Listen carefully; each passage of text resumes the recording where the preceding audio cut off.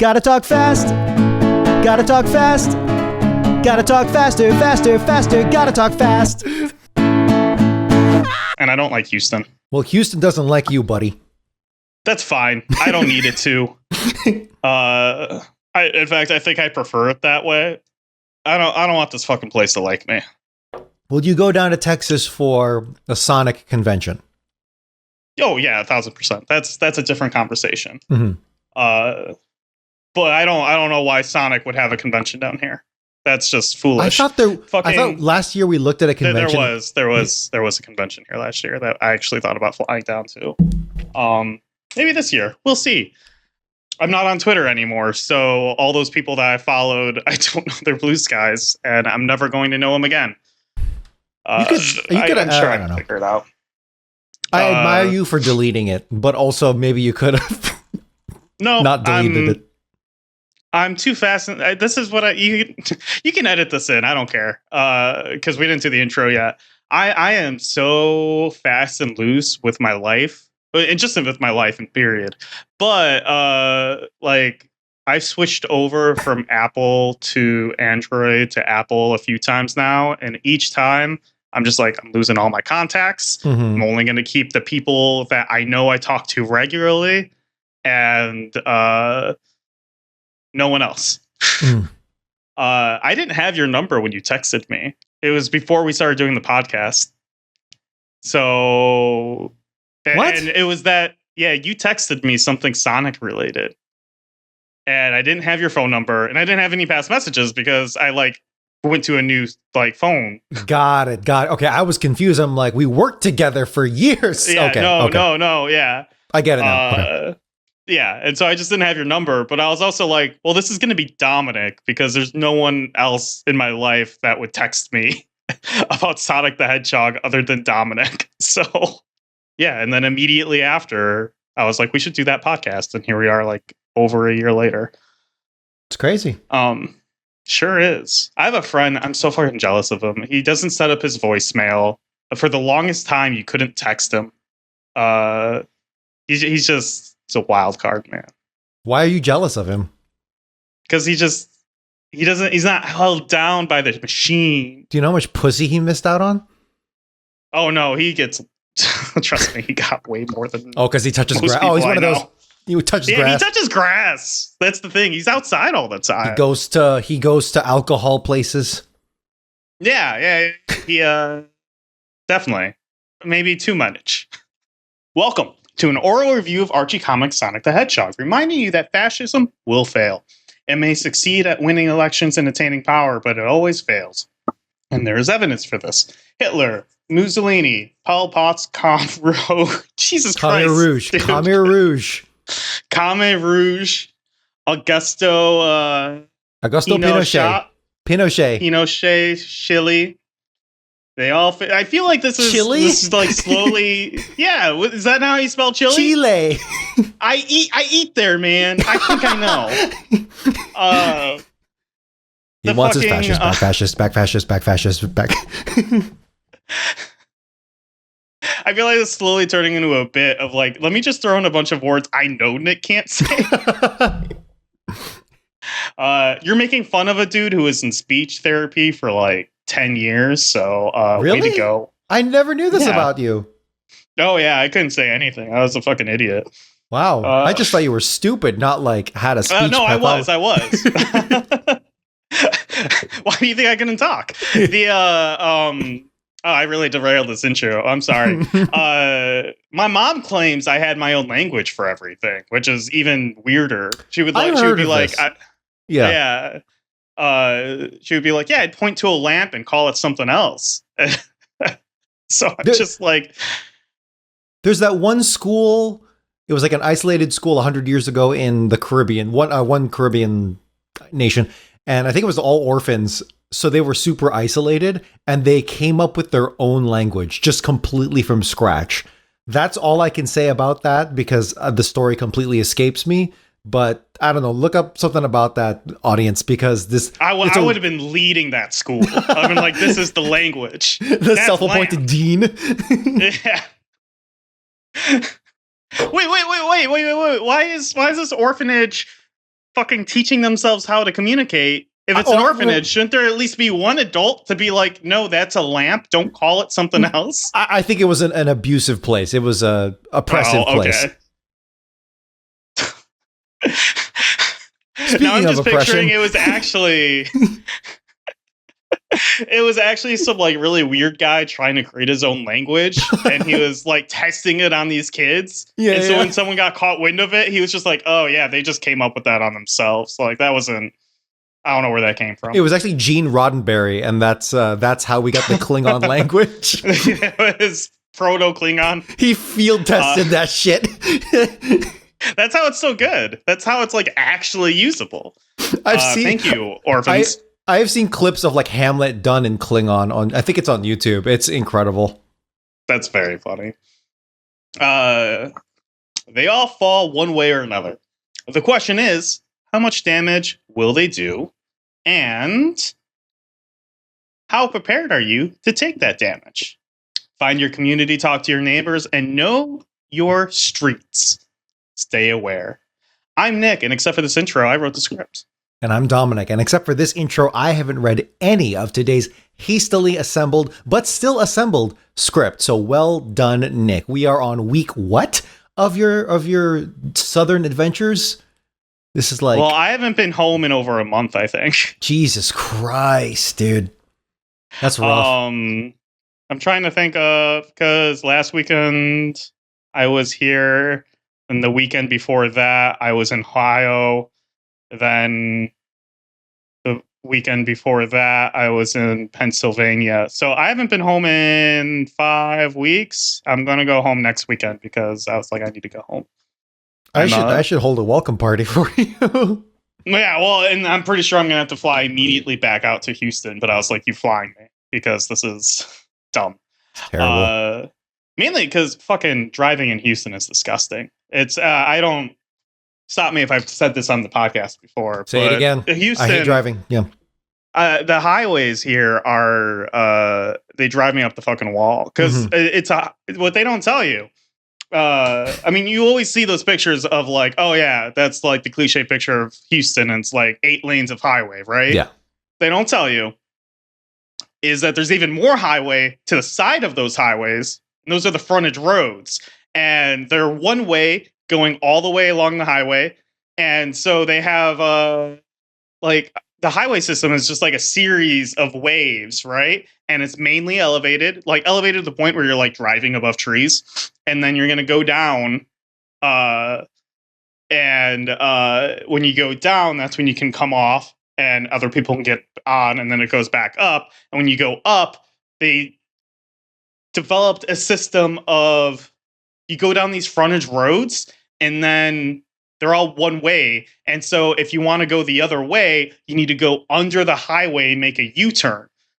So if you miss your turn, you need to drive a mile or two or something to get to the next like underpass so you can do your U-turn to go all the way back. And it's so fucking insane. I don't know if it's just like the specific area I'm in like North Houston, but everywhere I go, I'm just like, it's driving me up a fucking wall. It's at first I was upset at the drivers here, but then I realized you need to cut people off because you're driving and like I come out of a parking lot and it's like, well, I need to make a left turn. I need to cut across 4 lanes of this frontage road to get to the left turn. Every hour is rush hour here pretty much. And I needed to make a left turn. And I was just like, I need to drive down to the other side of the parking lot and come out. Because if I try to make a right here and drive into the left turn, I'm just not going to be able to do it because it's a parking lot 24/7. So it's I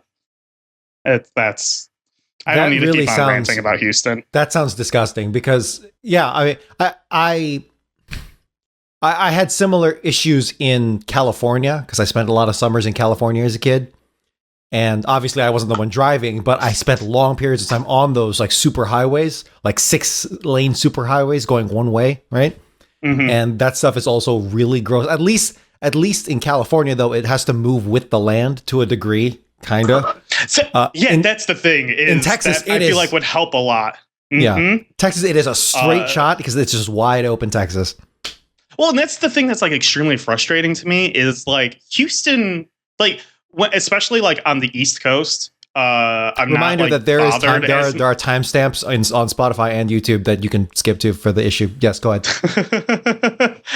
is that the highways move along the like terrain, right? Mhm. So you're not able to see all the traffic, and it's not as boring. And like there'll be a bunch of trees, and you'll be like, "Ooh, look at that like nice forest!" And behind the trees, it's like hundreds of houses and stuff. But like it's all kind of blocked. But being able to see everywhere kind of super sucks. And I'm not like as angered as I am because Houston is like built around the car. Yes. Like that like half of this place is fucking parking lots and half of this place is gas stations. Yes. So that's Houston is highways, gas stations, and fucking the third thing I said that I already forgot. Yeah. And there are people who live their whole lives thinking that is normal. Or at least that. And strip malls. Everything is strip malls too. Yeah. It is their normal, but it's disgusting. And it can be better. It's like healthcare. It's like our prison industrial complex. It's everything. It's just we can do so much better in society, and we're just not doing it. And like when I'm in Chicago, I'm not like I'm upset at traffic. Don't get me wrong, traffic sucks. It's not heaven on earth here in Chicagoland. It's not. Yeah, but a lot of times it feels like we're shoehorning the car into places where it wasn't originally designed for, right? Or at least designed for a society when there's only one car per family, and not everyone had a car, or not every family had a car. People didn't need cars as much. Yeah. Exactly. So I'm not. I mean, it sucks. Don't get me wrong, but I'm not as upset in Chicago at the infrastructure. In Houston, everything was designed around the idea of having a car, and it still fucking sucks. Yeah. It makes me so LA, fucking the Valley, honestly, is like that too, and it's really bad. It's really bad. I will say, yeah. One cool thing about Houston, I don't know if it's cool. One interesting thing is, well, I didn't realize it until today. There's like a gas station literally everywhere. Like every single corner has a gas station. What's cool about it is every single one of these gas stations has like an awesome Mexican restaurant in it. And they all seem family owned. And they all like have legit food. It's pretty cool. That is awesome. Being able to just like walk down. Yeah. It's one shining star in a fucking murky sea over here. Your toilet is just gone. Yeah, pretty much. It's just every day, just explosions. All right, we're talking about Sonic the Hedgehog, who loved this highway system because it would just let him rip. Specifically, we are talking about the Sonic the Hedgehog Sonic today, actually. Yeah. Sonic the Hedgehog's buddy Tails, that's the official name. Sonic the Hedgehog's buddy Tails miniseries. The issue date for this first one is October 5th, 1995. Southern Crossover, Part 1. Tails is sitting on the dock of the bay, watching the tide roll away. His submarine sits mere feet from him, and he has a stack of amateur drawings which happen to be a comic he's working on called Tales to Astonish. A comic book series where he is the main hero called Captain Super Foxman. Mixed in with his drawings are a list of supplies that Tails found in his last encounter with Robotnik. The list of supplies is absolute proof of a satellite operation happening somewhere on Mobius.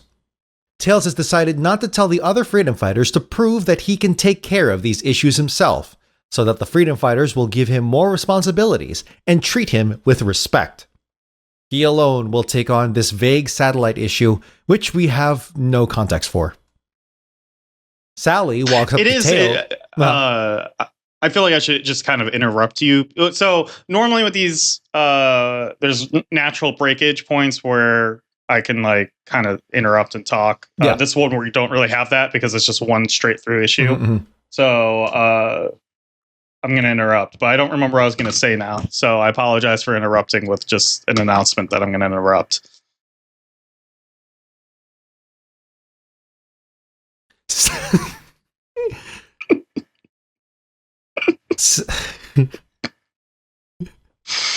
Sally walks up to Tails and starts talking about the submarine, which is called the Sea Fox, to Tails. She apologizes for telling Rotor to not put oil in the machine, rendering it useless. I'm only trying to look out for the next generation of Mobians. We're fighting Robotnik for you youngsters, understand? Tails nods his head reluctantly, holding back anger. Good. Well, have fun. Sonic and I have an important meeting soon. Play nice and be home before dark. Sally starts walking back to Knothole Village. Phooey. That's exactly the kind of infantile treatment that's driven me to undertake this mission on my own. Tails opens the hatch to his one-man submarine and hops in. Little do they know that I filled the crankcase with oil and have already had 2 adventures in this submarine. Tails starts heading out to sea. Make that 3 adventures, starting now.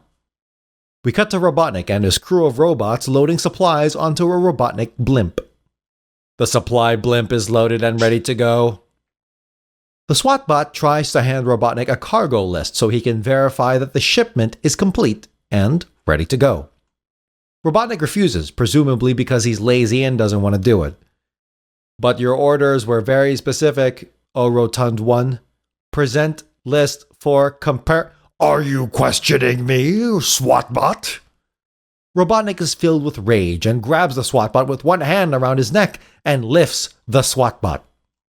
As my old friend Darth would say, I find your lack of faith disturbing. Ho ho ho!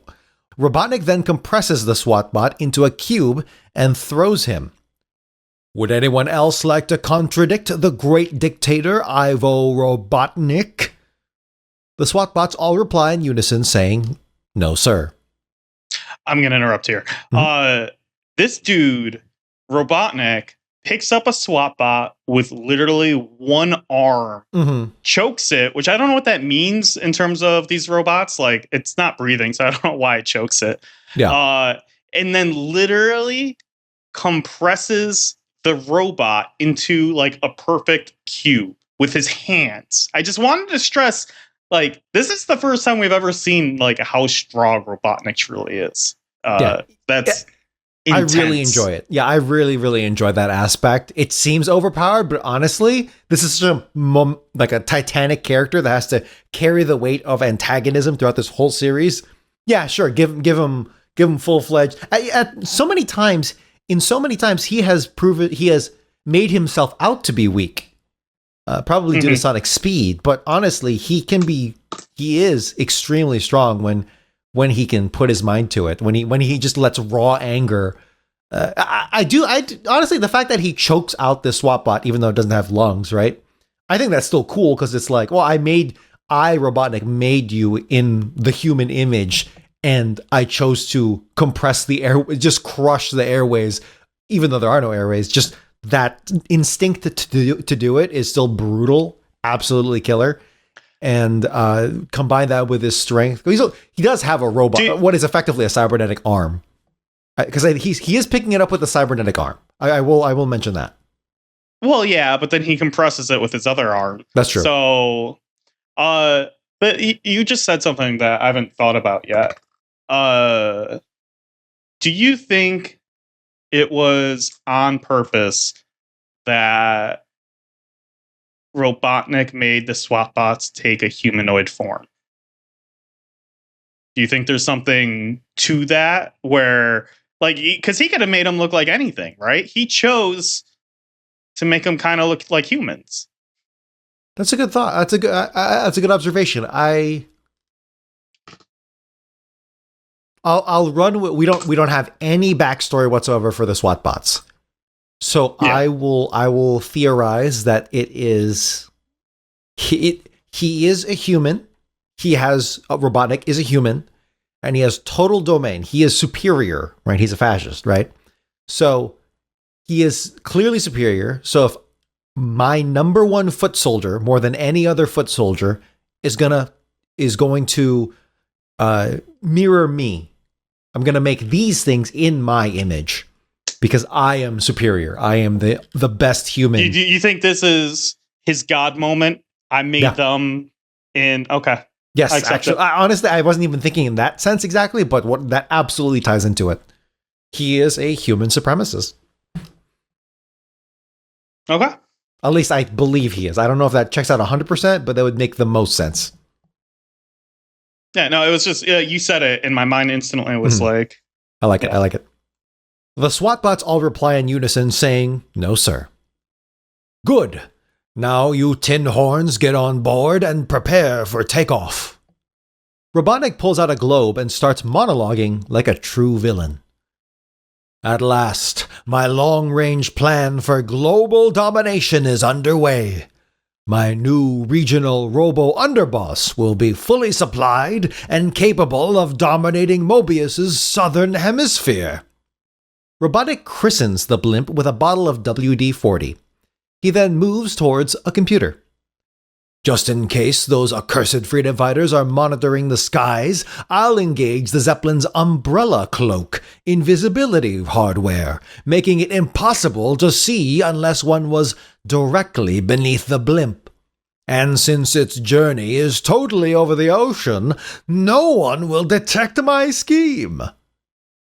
We cut back to Tails, patrolling the sea lanes that he thinks Robotnik would be using. He looks around and sees a giant shadow on the ocean surface, but there's nothing below or above the shadow. Tails leaves the safety of his sub and flies over the shadow to get a closer look, and notices the underside of a blimp.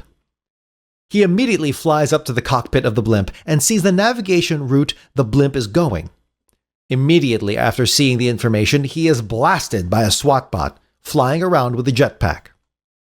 Tails is stunned and starts falling towards the ocean. He recovers right before he hits it. He's now hovering with his tails. A few SWAT bots fly down to attack. Tails dips his tails into the ocean, spinning them so incredibly fast that a water spout formed, which he is able to control and aim in the direction of the SWAT bots. I am not a man of science. However, I do believe this means that Tails can spin his tails at the speed of a tornado. The SWAT bots have been defeated and are now sinking to the bottom of the ocean floor. Tails fly. I'm going to interrupt. Yeah. I just want to point out, can I just quickly send this to you in Discord? Yeah, sure. Look at that. Look at that picture. It's a great picture. That's actually the one I chose for the intro. Oh, did you? Nice. Yeah, His face is just so funny. And for those listening and not watching, there's just a very, we'll just say interesting draw on Tails when he's like kind of stunned, passed out, falling towards the ocean. They made his face like weirdly, I don't know, detailed. It's like I he's don't know super what the word high. I'm looking for. It's like he's super we'll say high, that. but like he's got the squinty eyes and all that stuff, and his mouth is agape, and also it's from under, upside down and under, so it's super awkward and it's really funny. The SWAT bots have been defeated and are now sinking to the bottom of the ocean floor. Tails flies back to his submarine when he is attacked by the same robotic octopus from issue Triple Trouble Special. The robotic octopus grabs Tails and instantly starts drowning him. The octopus lets go. Tails has stopped putting up a fight. He gasps for air, but only inhales water. He starts sinking, and his eyes close. We cut to Robotnik watching everything from his blimp cam. He immediately calls his new underboss. "Priority call from Robotnik to my new underboss. Are you there?"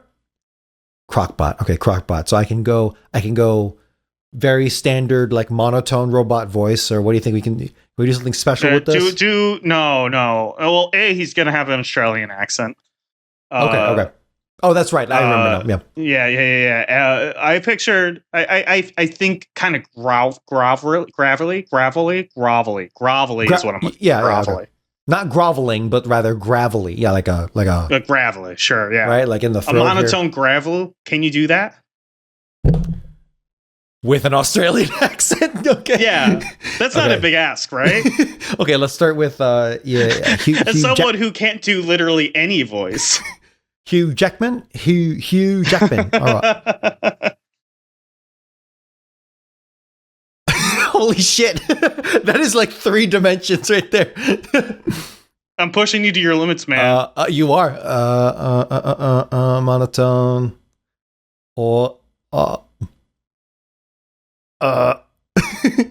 For the record, I don't think he's monotone. I think he's got a lot of pizzazz in his. He's very what's the word? He emotes a lot. So yes, I agree. Just for this one line, I just want to try it. But you're right. I will emote. I sure am, and you can call me by my proper name, Crockbot.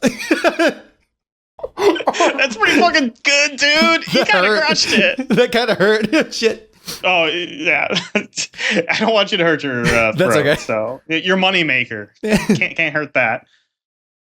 Very well. Your supplies are on the way. Soon you'll have everything you need to change down under from a pristine paradise to a polluted wasteland. Glad to hear it, mate. Over and out. Just to ensure a safe delivery. Oh, sorry. So this is him monologuing. So the call has ended and he's okay. Oh, I apologize. Yeah, I thought I wrote in that. Yeah. Just to ensure safe delivery, I'll send the pack out to meet the blimp. Crockbot whistles. So a robotic flying dingo flies to Crockbot. Off you go, my loyal winged dingoes. Patrol the airstrip where the blimp will land. If you see anything unusual, eat first, ask questions later. The flying dingoes fly to the landing site. Crockbot starts reviewing the inventory that is coming to him. Haw! It is spelled H-A-W. You're correct. Yeah. These stuff robotics sending me will quadruple my power base and make me invincible. Crockbot snickers. Okay. What Blubber Boat doesn't know is that I'll be rewiring that swap our crew so they'll become my slaves. I'll not only take over down under, but I'll double cross the fat man and eventually conquer his beloved Robotropolis. And then all of Mobius. All right. This is a good place to interrupt. Okay, so what the fuck is Robotnik doing? Why would he send all that to a dude? Well, that would make him so strong. Let's go and level up. Why does this thing have any autonomy whatsoever?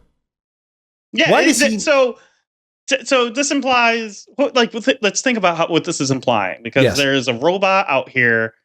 Well, it seems like he has.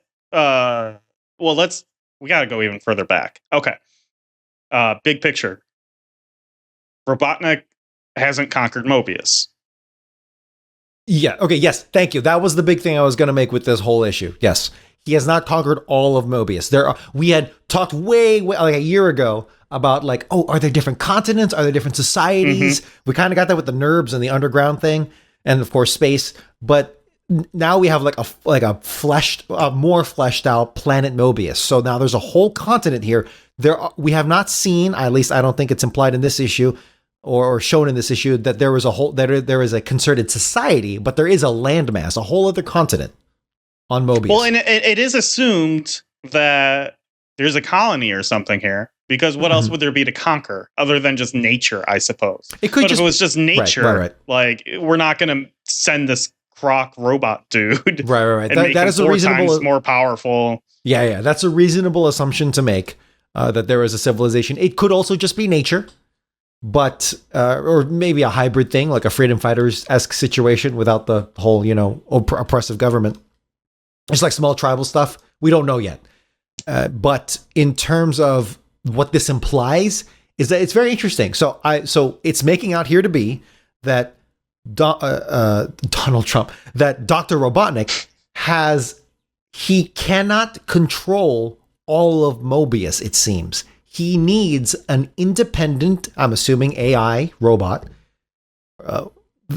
to run a whole continent on his behalf. So this is a classic overlord situation where there is an independent.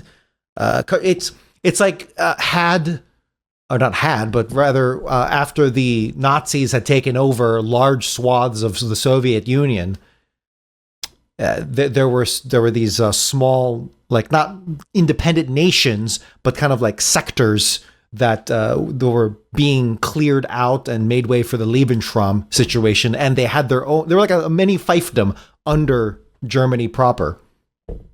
So that's kind of what's being implied here.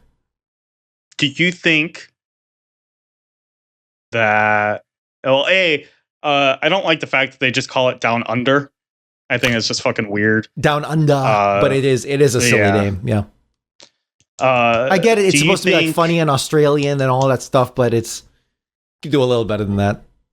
Yeah. Do you think? Okay, maybe not. I feel like Angel Island had a lot of Australia vibes.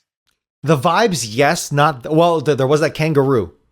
Yeah. Well, there's the kangaroo, and then they had the bounty hunter, whose name I'm forgetting. Mac the Weasel, right? Knack. Yeah, thank you. Later, we will all know very as Australian. Yeah. Mm-hmm. Yeah. Do you think Angel Island at one point in time was a part of Down Under? Because I assume at one point in time, Angel Island was a real landmass that like lifted up. Yeah, that's what I'm assuming. If it did, do you think? Do you think the echidna came from Down Under? I don't know the actual echidna, what their actual biome is, or their point of origin, but it seems reasonable. I can see that.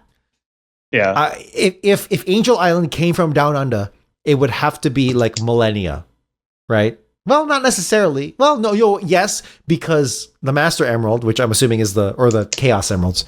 I don't know. I don't think there's no Master Emerald established yet, but the Chaos Emeralds, they've been around for a long time. So then it's reasonable that at least Angel Island has to be independent of them. We don't know if they come from each other or one comes from the other, but reasonable assumption. I get it. Okay. I also like how the swap bot, his plan for swap bots is just puts the Australian hat on the swap bots. I think that's it's cute. That's pretty good. It's cute. I think they should just always have those. We didn't do the credits. We forgot to do the credits again. Sorry. It was what's his face. The respect you have for our benefactors. Well, if it's not Ken Penders, I don't remember. Let's be real here. Let's see. So, script by Mike Gallagher and penciled by... The splash page was done by Mike Gallagher, and the Southern Crossover was Dave Manock. Okay, so I think Dave Manock, when he draws outer space, he's the one that draws the like fun little purple lines through it and stuff, because we're back to seeing there was an image of outer space Mobius, and it had a few moons, and it had the the purple thing that I really liked the last time we went to space. So I think it really just depends on who's drawing it, and they're all kind of making their own lore. We cut to Tails. He is alive and on an extremely tiny island. Ow! My aching head! I'm alive! Oh, Ray. Okay, who's Ray? Not know who's Ray, but what does Ray sound like? What does a stingray sound like? I mean, let's think about the word stingray, right? Very sting, punctual, staccato. Go like emphasize every word. You hate me so fucking much. I know. I'm actually impressed by the creativity, because I have no like grounding of where to even start with that. Yeah. So do like short, punctual words, like very like quick, right? But then it needs to be underwater. My aching. Ow. My aching head. I'm alive? Shut up. You sure are, is what he said. I splashed myself hard with water. You can't see it on camera, but I did. You should do it each time and then translate every single time you do it. Let's not, because I have electronics around me. But yes, that would be great. It's for the good of the podcast, Dominic. Some things are worth it. You sure are. So yeah. Huh? Who said that? Yow! A stingray. Actually, I'm a non-poisonous manta, but you got my name right. Ray! Ray, what the fuck was that? Ray looks like a manta ray, which makes sense because that's what he is. Let me tell you what happened. That underwater underworlder did indeed have you in his clutches. You were about to drown, but the seas of Mobius are not without a determined band of rebels dedicated to keeping our waters robo-free. We're called the 40 Fathoms Freedom Fighters. Members include a dolphin, a jellyfish, a clam, and of course, a manta ray. I'm glad this is a monologue he has to do. Yeah, is this obnoxious? I mean, it's obnoxious, but like, is it? It's very obnoxious. Okay. We'll figure something out after this episode. You're sticking with it for this. Oh, they will, yeah. Our stinging jellyfish, I'll lower it. Our stinging jellyfish named PB zapped Octobot good, making him drop you so I could get you back to the surface. Octobot might have caught me, but he never took a major hit from Bottlenose. It looked like Octobot was going to get clean away, but then the big guy showed up. That's the last we'll see of Octobot for a while. While you were reviving topside, we checked out your submarine. It's totaled. You know what? It's not as bad when you like toned it down just a little bit. That's actually, you should keep it. It's harkening back to like that salesman pitch that you had me do with the ice with the cave people. Yeah. What? You mean I'm stuck out on this little island in the middle of the ocean? Well, not exactly. Ray moves aside and the ground starts moving. Turns out Tails is not on an island at all, but instead on the back of a giant blue whale named Fluke. He asks if he can get a lift to Down Under. He's agreed, and we end this issue on Tails surfing on the back of a blue whale, heading towards Down Under. End of part 1. I fucked up. I should have said Tails is now surfing on the back of the whale tail. But pretty badass. You know, Aquaman couldn't do this shit. He does like in every single episode of the Super Friends. What the fuck are you talking about? He literally surfs on 2 dolphins. That's his one power. Yeah. Yeah. All right. It's kind of a nothing issue just because it's all kind of set up for what's going on. We get some cool, interesting lore. I like the fact that Robotnik isn't, we already kind of had the discussion, but isn't in control of all of Mobius. And there's definitely massive new implication. freedom fighters. Massive implication that I hope the writers like fully play with and adhere to. I wonder. So this is something I haven't brought up yet, but I guess they kind of use, and I didn't realize this, they kind of use Mobius interchangeably, where it's like planet Mobius, and then it feels like the continent they're on is called Mobius. Because I didn't realize it until just now, because I'm like, well, what's the continent called that they're on now? Because it's not Robotropolis, because that's the actual city. I mean, I would accept it, like if there's a one-off, like it's Robotnik Land, like that's what he claims it's called or something. That's but a like very good observation. Yeah, not Whole Village. We know Robotropolis, and then the Great they've Forest. always just kind of referred to it as Mobius. Yeah. So yeah, interesting. It could just and be there's like the Forbidden Zone. Yes, it could be like an Australia situation. I know it's not a planet, but where it's like the country of Australia and also the continent of Australia. But it's kind of like where it just shares the same name. So since this is going to be based on Australia, how based on Australia do you think it's going to go? Do you think this is where King Acorn used to send his political prisoners? Yes, and just like that's what the Echidna were. Yeah, if they don't address the penal colony origin of this place, then I am very disappointed. I'm just done with this comic, man. No, I mean that's the one thing that I actually care about in this is this whole implication.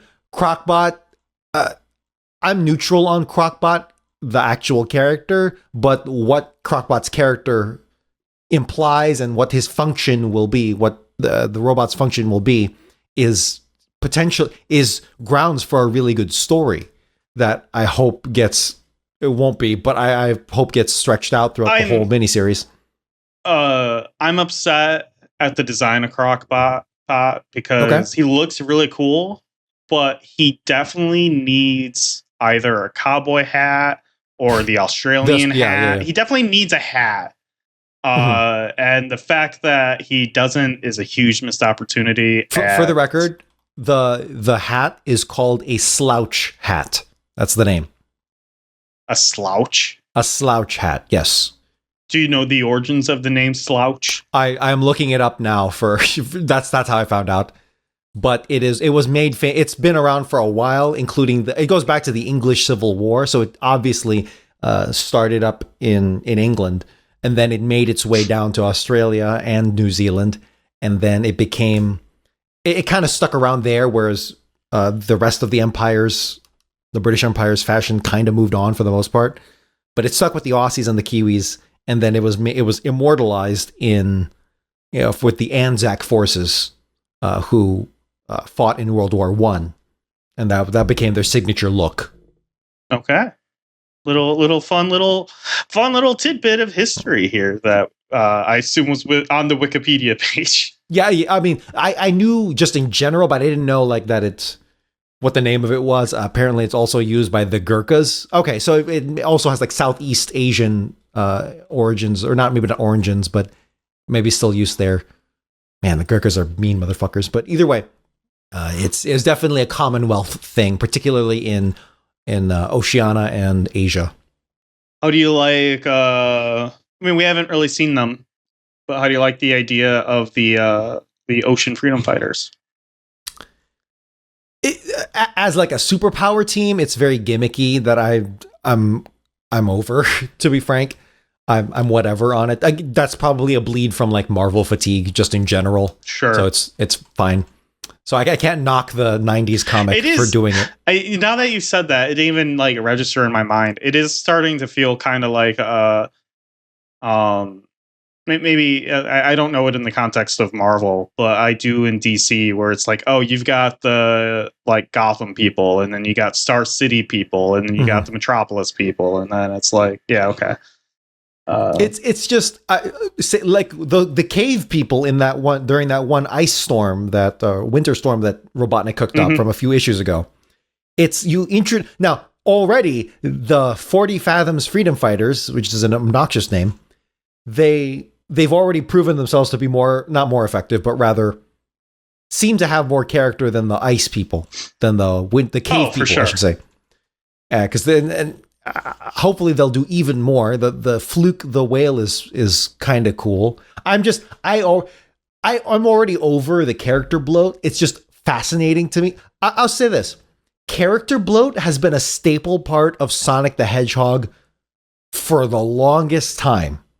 It really has been. That is like a core tenet of Sonic the Hedgehog, is that you shove in new characters. It's not unique to Sonic, but it's very apparent in Sonic. Just as a brand. In the games, though, I don't really... It builds up a lot slower. But notice how every single game needs a new character to the point... Yeah, I think literally every single game has spawned a new character, right? I understand that there are like side characters and incidental characters. I get that. But I'm talking like, we are like, this is a new branded character that we can, make plushies out of or whatever. Does the werewolf game have a new? Yes. There's your sidekick in Sonic Unleashed. Oh, if we're counting sidekicks, I meant. Chip. I mean, yeah, Chip, he's with you then the every whole game is going to introduce a character like that's. I think that's a bullshit criticism. I'm sorry. What? It's expected. What, you want the same? I only want Sonic, Tails, and Knuckles in every game and no one else. No. No. I'm saying you can have an expansive roster, do shit with them, as opposed to, like, flinging in a new character that barely does anything. I mean, granted, Chip was your sidekick, but still, it doesn't feel well earned enough to me. It doesn't feel well earned enough. I haven't played enough Sonic games.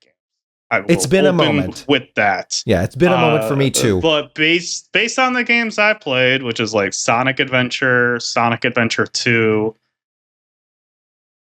That's it. Good one.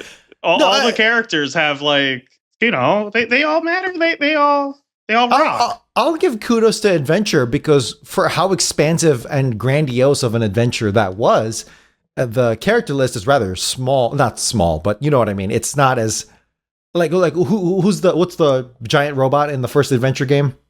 E102. E102. Yes, that's like the big character in that game. Sorry, new character that's unique to adventure. Well, so is Big the Cat. Oh, he was in one? Okay, you're right then. Okay, Big and E1, E102, who else? Unique to one. In terms of introduced in one. Introduced in I mean, adventure. Chaos, if we're going everything. Okay, sure. If you need a villain. And to call. Yeah. Trying to think. It's a lot of characters. The old guy that was Tikal's grandfather. Okay, sure. All the side Tikal's characters in the flashback scene. That one I can even I can excuse. Look, I think this comes down to a matter of taste. Because for you, clearly, as someone who's a big fan of the adventure games, that's your grounding. You don't seem to mind it too much. I know. I think I think I was just maybe playing a little devil's advocate. No, I don't mind. I like that. New characters being introduced or not. I think it's a little much what they're doing in the context of these comics, which is like, hey, here's a ragtag group, here's another ragtag group, here's another ragtag group, and we haven't fleshed out anyone else. Mm-hmm. And so it just seems like it's very surface level. Everything that they're doing is just. Yeah, I agree. Go ahead. 100%. I think here's the pivotal detail that does it for me. You can show a ragtag team of uniquely designed, like I don't want the same copy paste Stingray 50 times, right? Yeah. You can have this unique 40 Fathoms team. But if you're going to have a whole panel or a whole page dedicated, like a whole monologue being like, and here's so-and-so, and then here's so-and-so, their power is this, similar to the cave people. It's the same exact template. If you're going to have a whole thing dedicated to that, then you really need to do something with them. What I think is better is that if you're not going to do something with them, then just show them in the background and just have the implication. I think that's what does it for me. Because every time there's that one bubble where it's, and this is Bob, and this is, Jimmy, it's so-and-so and so forth. These are their powers. This is the team, as if they're like going to go on a heist, a grandiose 2-hour adventure film heist together, like Oceans. Then it's, then you set up the expectation. But if you just have them be incidental characters, then I can forgive it more because, okay, you're implying a whole underwater society. That's cool. Again, this is very, very deep, the small detail, but I think that's what's doing it for me. Mm-hmm. Do you get where I'm coming from? Do you get where I'm coming from? No. Yeah, I mean, they're spending too much time on a character that's not going to be around. Yeah, this issue particularly doesn't seem to be doing it as much, and because this is a 3-part miniseries, there's way more room. I am giving it the benefit of the doubt because there's more room for this team to do something in the other in the next 2 parts of the miniseries. The most egregious one was that those cave folks where there were all unique designs and just each one had like a unique panel voices, unique designs. Yes. And it was annoying. That's why you're obsessed, because you gotta do a new fucking voice for each of these guys. They don't need to talk. Why are they talking? That's a fun challenge, at least. Yeah. Okay, cool. Is there any other call outs we have about this? Anything you want to? No, the big thing for me is where does this underboss dynamic, Robotnik underboss dynamic go? And I'm curious to see what happens. I hope they do something cool and interesting with it. Obviously, they're setting it up as a betrayal. I think they pulled the rug, but rather they revealed the intentions of Crockbot way too early. But oh no, I love that. That's my favorite thing. Oh yeah, they were just like, this is what he's about. No surprise. This is just he's just a good old fashioned bad guy. He's an Australian. Everyone. He's a dirty Aussie. Like this is what you can expect. Yeah. So let's rock and roll with it. I'm fine with that. I'm happy with a mixture of, hey, surprise betrayal. I would rather this than the bullshit that they tried pulling in that Sally miniseries with that fucking Badger dude or whatever. With St. Clair or Jeffrey no, St. John. St. Jeffrey St. Joffrey. John. Yeah. Where they're like, oh, he's good, he's bad. No, he's good. Like, no, fuck off. No, just declare your intentions. All right, we got a dude who's like technically a bad guy, but like probably cooler than Robotnik. He could be definitively cooler if he had a cowboy hat or a slouch. Slouch hat. Was it? Yeah, slouch. But I'll take what I can get. I'll take what I can get. If there's nothing else, I want to make a quick call out. So most of the time when we read these issues, I'm reading from a website that I will not name, but very easy to find. And there's a part of me that really hates this. In fact, I just hate it. I'm a firm believer of uploading things as is and not editing things out. So when you upload a comic, I'm a firm believer of like keeping all the old ads in it and the Q&A sections and like whatever forward or introductions they have. I'm a firm believer of keeping everything like that in. The site I go to personally, cuts all that out. But for some reason, these miniseries, the miniseries and the specials, yeah, they keep them in. And so I was like, well, I'm going to read the Q&A that they normally cut out here. And reading it, there was an interesting question that popped up, which was, because this is a Tales issue, I guess they prompted the Sonic fans to ask a bunch of Tales-related questions. And one of them was, how old are you, Tales? And in here, they say 10 years old. Okay. Which that's the basis. That changes a lot. That changes a lot. So that means Sonic and the gang are around 16, 17, 18. Mm-hmm. Give or take. Between 14 and 18. Yep. So I hate me because there's like a part of me that's like, I should go back and see if I can find the original stuff so I can read the other Q&As, because they're actually asking some interesting questions in here. One of the questions was, how come your colors in the comic is brown while in the video games it's closer to like a golden yellow? And they just straight up say Sega wanted the colors to be closer to the Sonic TV show than the video game. I was like, oh, that's a very direct answer that I wasn't expecting.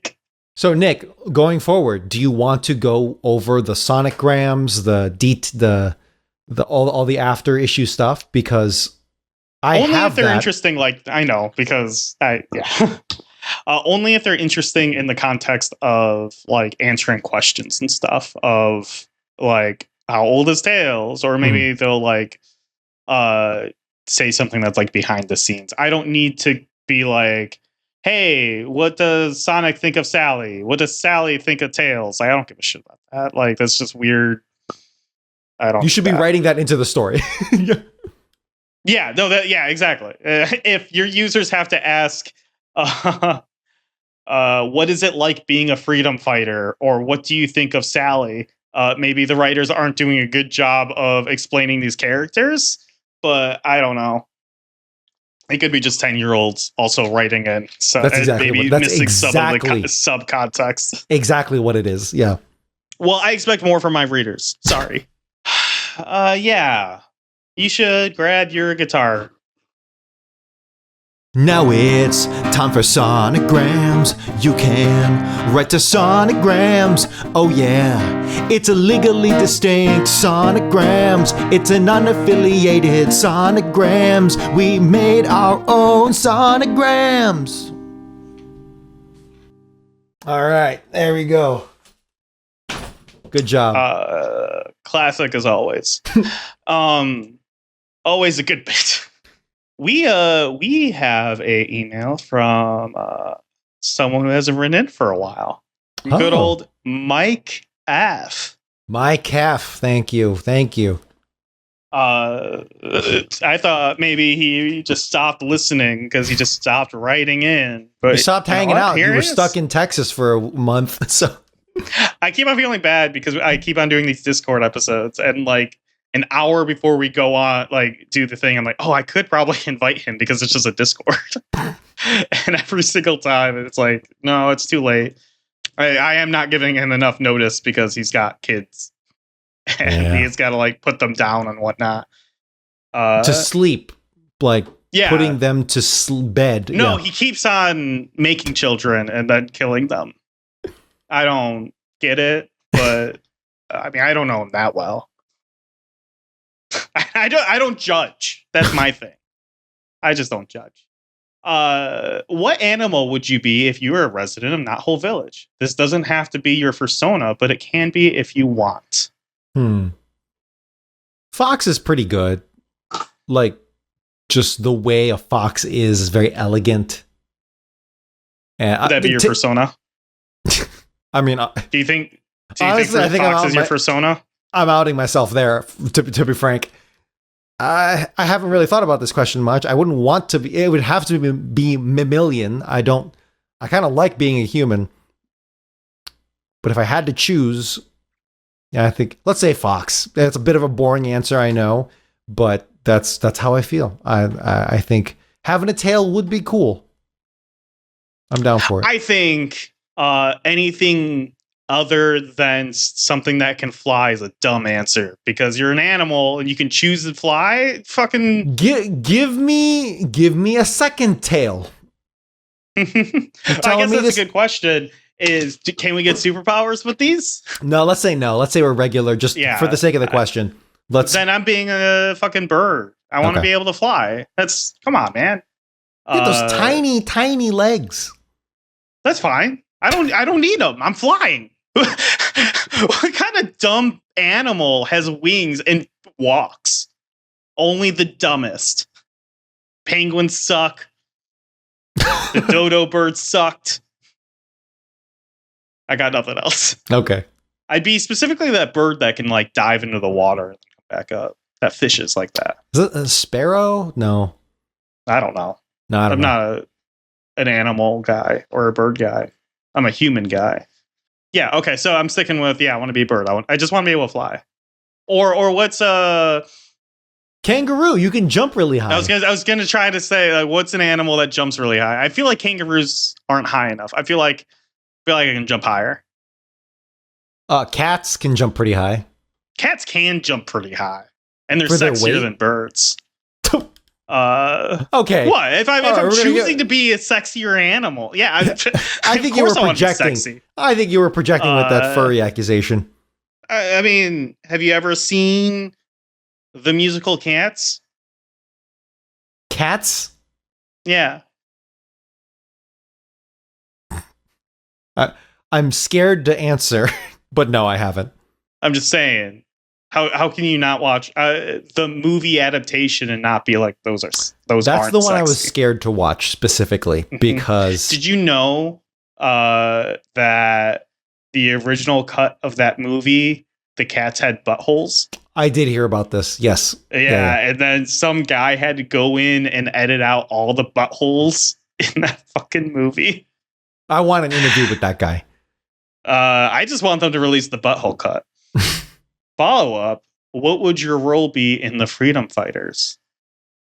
Well, if it's anything like I'm doing now, I guess it would be propagandist, but that's not really because if you follow You're in charge of the press, yeah, if you follow my Instagram, I am putting out content. I just interviewed a guy with a Luigi sign at the Hands Off protest at Daily Plaza. It was really funny. Dude had an aura, I swear. But no, for real, I guess he would be journalist. Just live my journalist dreams in the world of the Freedom Fighters. Which at that when things are as bad, like societally, when they're as bad as they are in the Sonic comic world, you actually can't do much news, and it all just kind of has to be propaganda, just because. That's how bad. There is no middle ground. It is literally an underground society trying to fight back an oppressive government. Kill on-site rules. I would want to be some sort of scout. Okay. I don't want to Is a be bird? like fighting. Yeah. Honestly, either bird or cat. Bird would be ideal, but yeah, some sort of scout I think would be. I just like going out there and like being on my own and being like, ooh, look at me camping in the middle of nowhere. Gotta report this troop movement. Time to take a hike back. Are you good with your directions? I'm Cardinal very good. direction. Yeah. Yeah. You are actually when we're walking about. Yeah. Well, I wouldn't say I'm good at like my cardinal directions, but I'm very good at knowing where I came from, where I'm going, and like where I've been. I don't need to know. I mean, where'd you come from? Where'd you go? Yeah. Yeah, no, for sure. A lot of people call me Cotton Eye Joe for some reason. There it is. I mean, Chicago's really easy because you just need to know where the lake is, and that's east. So, and I always know where that lake is. And once you learn where 00 is in the Chicago grid system, everything else is a lot easier. It's like, oh, if the street says north, then that means we're north of 00, or east and west or south. Yeah, it's cool. Chicago's a nice place. Yeah, I like it. We like it more than Houston. Yeah. Quick question for the audience. I received a complaint recently, and I won't change up until after the Tales miniseries. Okay. But if it's, I guess my question is it confusing when I use first person and make Dominic read it? So, for example, in the last issue, I was just like, I'm down here in Houston and Dominic's reading it. This is a question for the audience. I guess for Dominic too. We haven't had this discussion. I think I've thought about this as well, just without conversing with you. But I thought it was, it's not much of a problem because you wrote with the context, not direct context, not like directly. Actually, you have done that before when it's like a back and forth with dialogue, but you usually describe with enough, from what I've read, you've described with enough context that you can deduce it along with my voice. If I wasn't doing voices, then we would have an issue. Oh, that'd be different. Yeah, for sure. Or like we would have a major issue. But if that's what the people are saying, we can consider it. Yeah. This isn't what the people are saying. This is what one person is saying. Okay. That's 100% criticism. That's what I'm saying. 100% of the people who've, and I know we have at least 3 listeners. So yeah, look, maybe Nick's prose isn't the best or most varied, but is it clear?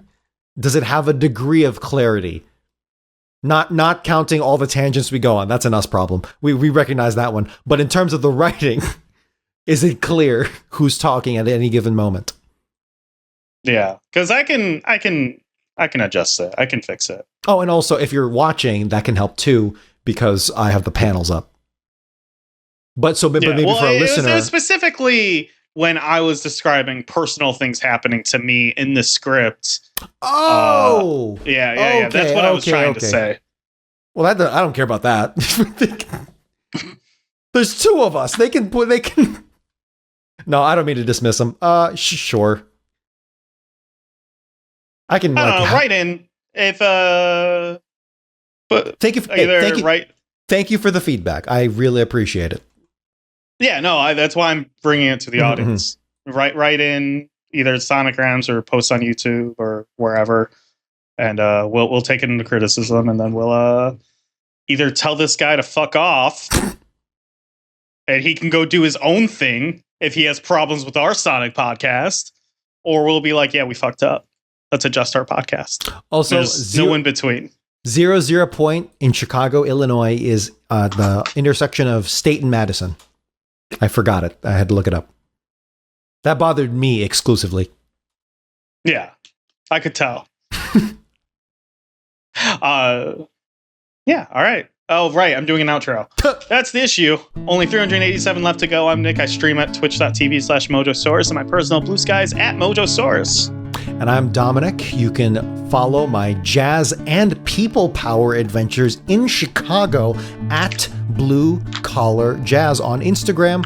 Uploading a crap ton of stuff lately. Things are heating up in the world, particularly in Chicagoland, and you can check out some of I don't that. know, I'm in Houston. It's heating up. It's like 90. You're in Texas. What'd I say? You said Chicago again. I was like, I thought I said Houston. That was my joke. Oh no. I was confused. I'm like, I think that's the joke he's trying to make. All right, Oh, yeah, no, regardless, that was the joke.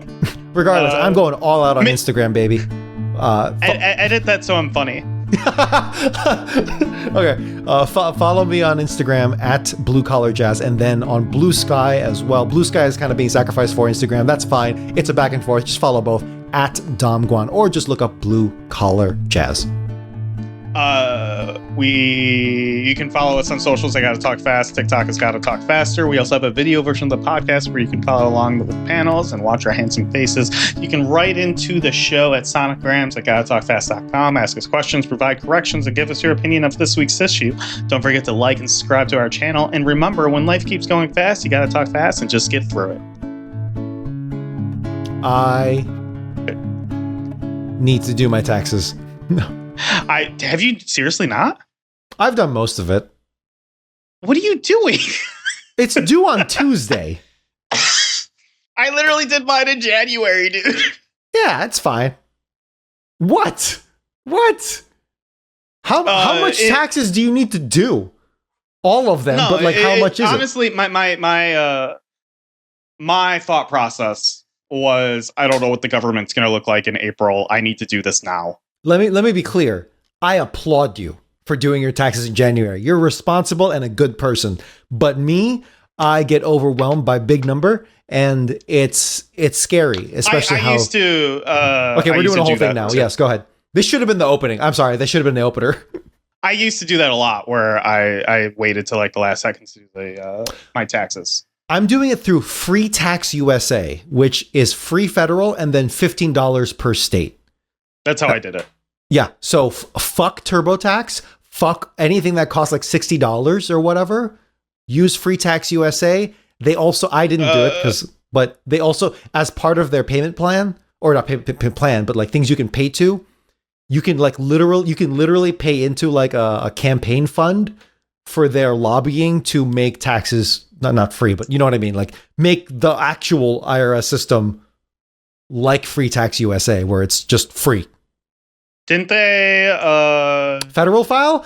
Trump killed it. Yeah, that's what I was thinking of. Thank you.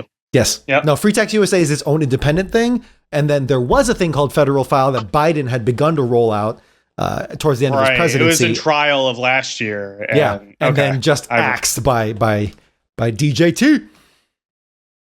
Oh, don't call him DJT. That's actually like a cool name. Gotta talk. Gotta Talk Fast was written by Nick Folkerts and edited by Dominic Guanzon. Intro and outro themes recorded by Dominic Guanzon. Gotta Go Fast originally composed by Norman J. Grossfeld, Joseph Garrity, and Russell Velasquez. Gotta talk. Fast. Gotta talk. Fast. Gotta talk. Fast. Gotta talk fast. Gotta talk fast. Gotta talk fast. Gotta talk fast.